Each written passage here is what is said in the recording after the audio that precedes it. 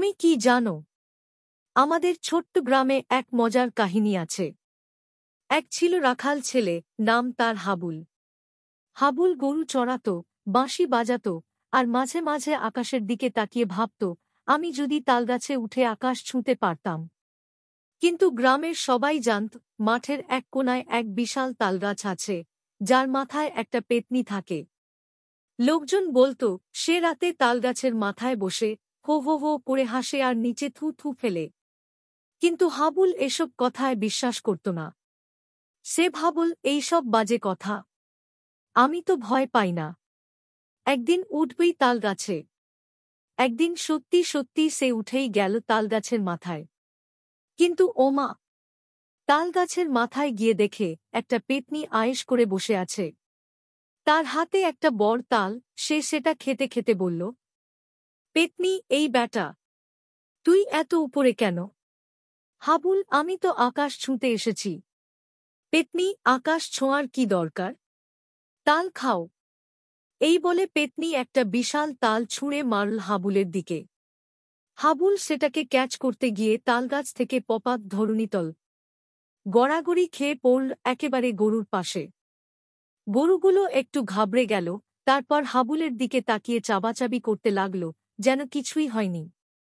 হাবুল উঠতে গিয়ে বুঝতে পারল, মাথায় তালগাছের একটা বড় পাতা আটকে গেছে।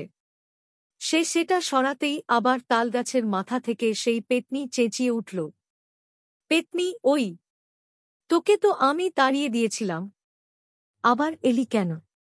হাবুল, আমি আসিনি, আমি তো পড়ে গেছি। পেত্নী, হুঁ, এবার আসবি না তো? হাবুল, না না, আর আসব না। পেত্নী, ঠিক আছে, এই নে বিদায়ী উপহার। এই বলে সে আরেকটা বিশাল তাল ছুঁড়ে মারল। তালটা সোজা গিয়ে পড়ল গ্রামের মোড়লের মাথায়। মোড়ল ছিলেন চা খেতে খেতে হাই তুলছিলেন। তালটা এমন জোরে লাগল যে উনি ধূপ করে পড়ে গেলেন আর চা উল্টে পড়ল নিজের গায়ে। মরল, ও মা গো! তালবোমা কে মারল? ওরে ধীরা আন। মোড়ল ভাবলেন, নিশ্চয়ই কোনো দুষ্টু ছেলে এই কাণ্ড করেছে। তিনি লাঠি হাতে ছুটতে লাগলেন। এদিকে হাবুল ভাবল, এবার তো মরেছি। পেত্নী দেবে তালের বাড়ি, মোড়ল দেবে লাঠির বাড়ি। সে দ্রুত গরুর পিঠে উঠে পড়ল আর দৌড় লাগিয়ে দিল মাঠের দিকে। কিন্তু তখনই ঘটে গেল এক কাণ্ড। পর্ব ৩, তালগাছ থেকে পেত্নীর ফসকা গেরো। যেই না হাবুল দৌড় দিল, তালগাছের মাথা থেকে পেত্নী চেঁচিয়ে উঠল, পেত্নী, এই ব্যাটা, আমার তাল রেখে যা। ফ্রিতে দিলেও তুই নিতে পারবি না।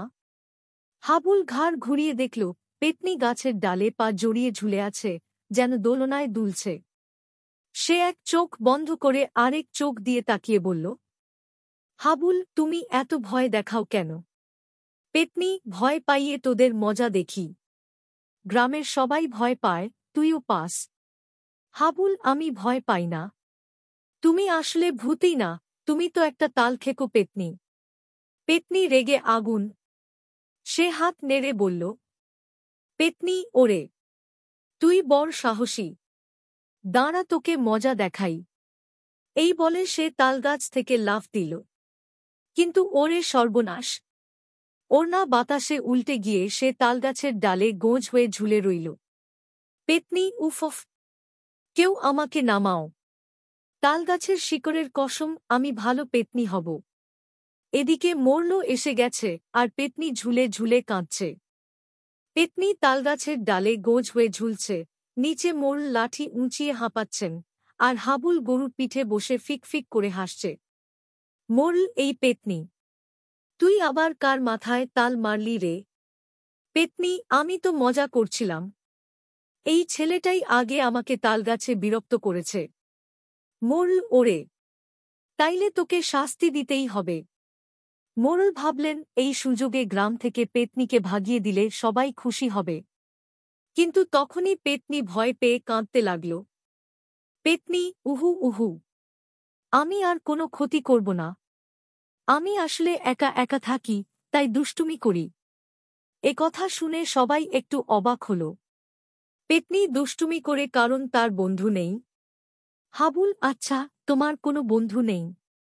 পেত্নী, না, কেউ পেত্নীর বন্ধু হতে চায় না। মোড়ল, ওরে, ভূতের আবার বন্ধু লাগে? পেত্নী, আমি তো ভূত না, আমি আসলে এককালে রাজবাড়ির রানী ছিলাম। এ কথা শুনে সবাই হাঁ করে তাকিয়ে রইল। পেত্নী একটা দীর্ঘশ্বাস ফেলে বলল, পেত্নী, অনেক বছর আগে আমি ছিলাম রাজবাড়ির রানী। আমার খুব পছন্দ ছিল তাল খাওয়া, তাই আমি রাজাকে বললাম এক বিশাল তালগাছ লাগাতে। রাজা লাগালেন, কিন্তু আমি তাল পাকতে না পাকতেই খেয়ে ফেলতাম। তাই একদিন তালগাছের রক্ষাকর্তা আমার ওপর রেগে গিয়ে বলল, তুই তাল খেতে খেতে একদিন তালগাছেই বন্দী হয়ে যাবি। আর সেই কথা সত্যি হয়ে আমি তালগাছে আটকে গেলাম। গ্রামের লোকজন সব শুনে গুঞ্জন করতে লাগল। মোড়ল চশমা ঠিক করে বললেন, মোড়ল, এ তো দারুণ কাহিনী। তাহলে তোকে মুক্ত করা দরকার। হাবুল, কিন্তু কিভাবে? পেত্নী বলল, যদি কেউ আমাকে বন্ধু বলে মেনে নেয়, তাহলে আমি মুক্তি পাব। এ কথা শুনে সবাই চুপচাপ। ভূতের সঙ্গে কেই বা বন্ধু হবে? হাবুল মাথা চুলকে বলল, ঠিক আছে, আমি তোমার বন্ধু হতে রাজি। পেত্নী খুশিতে লাফ দিল, আর তখনই তালগাছ কাঁপতে কাঁপতে একটা বিশাল তাল পড়ে গেল মোড়লের পায়ে। মরল! ও মা গো! এই তালগাছ কি আমার পেছনে লাগল? সবাই হাসতে হাসতে লুটোপুটি খেল। পেত্নীও গাছ থেকে মাটিতে নেমে এলো, আর সত্যি সত্যি আর কাউকে ভয় দেখাল না। এরপর থেকে সে হাবুলের সঙ্গে তাল খেত, গল্প করত আর গ্রামের ছেলেমেয়েদের সঙ্গে খেলাধুলা করত। আর মরল? উনি আর তালগাছের কাছেই যেতেন না, কারণ উনার সন্দেহ ছিল তালগাছ ও পেত্নীর দলে।